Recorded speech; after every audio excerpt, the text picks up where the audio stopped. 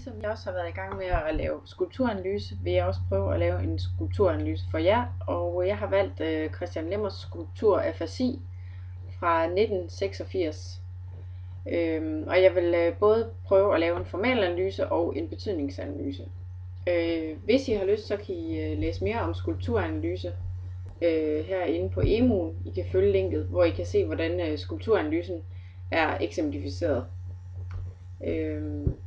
Men tilbage til afasi af Lemmers. I har selv læst noget om formalanalyse og betydningsanalyse i billedkunstbogen, og det er, de hovedpointer fra billedkunstbogen, som jeg har valgt at tage udgangspunkt i min analyse. Man kan sige om materialet, som Lemmers har arbejdet med, så er det primært skum og i det hele taget byggematerialer. Det ligner, at der er blevet brugt noget isoleringsmateriale. Der er blevet brugt noget tape.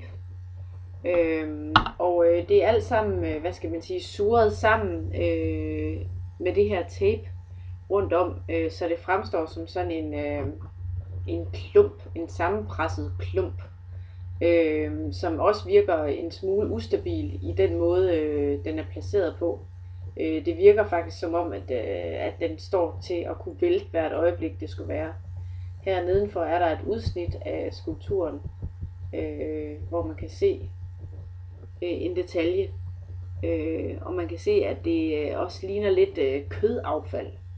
Det er i hvert fald ikke noget materiale, der leder tanken hen på, at der er noget fint eller ophøjet ved den her skulptur, i modsætning til mange af de klassiske skulpturer, som vi har arbejdet med. Selve skulpturen er som sagt sådan nærmest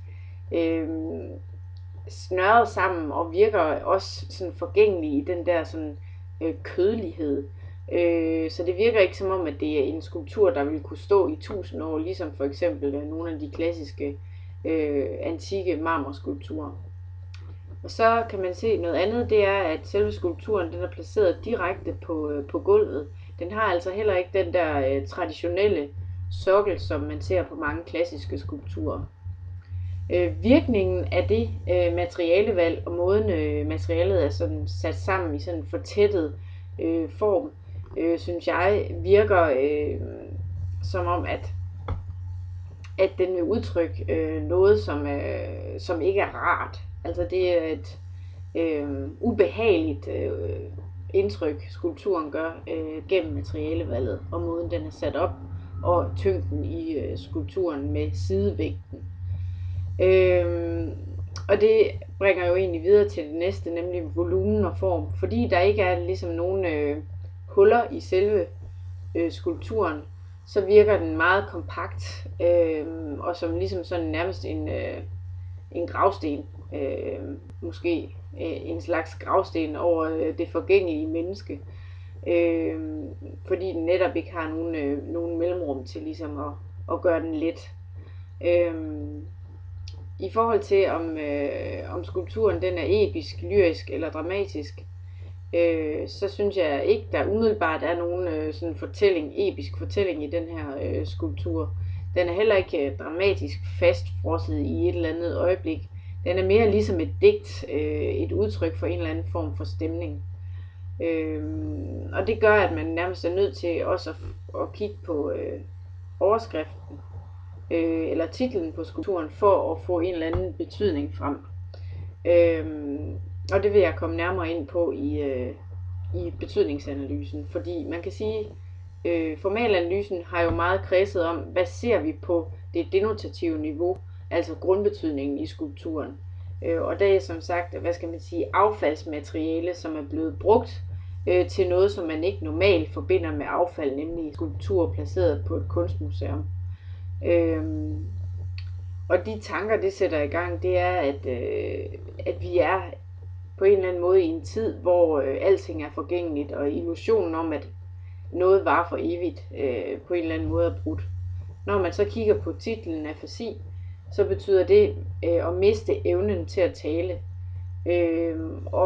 Når man tænker på, at man mister evnen til at tale, så kan det måske være følelsen af, at man har mistet evnen til at tale. og på den måde så bliver alting ligesom en klump i munden. Det forestiller jeg mig i hvert fald, at det kan være noget af den betydning, der ligger i skulpturen. Hvis man skal kigge på, hvordan det sådan hænger sammen med sådan samtidskunsten her i det postmoderne, så kan man sige, jamen det stiller jo også meget spørgsmålstegn ved, hvad er kunst overhovedet for noget? Det er jo ikke en klassisk skøn skulptur, men netop nærmest en bunke affald, der er sat op og sat ind på et museum.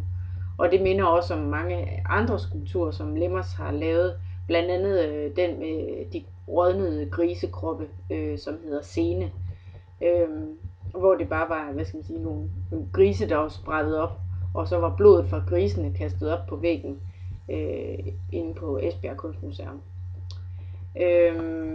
Jeg kan lige hurtigt finde Scene.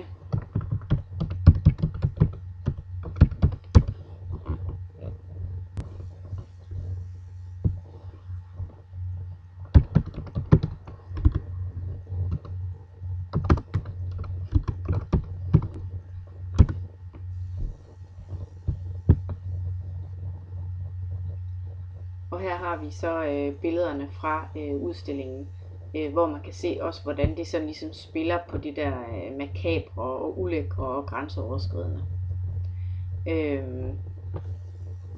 Så på den måde kan man sige, at en skulptur som den her kan sammenlignes med mange andre skulpturer, som også provokerer beskueren i dag.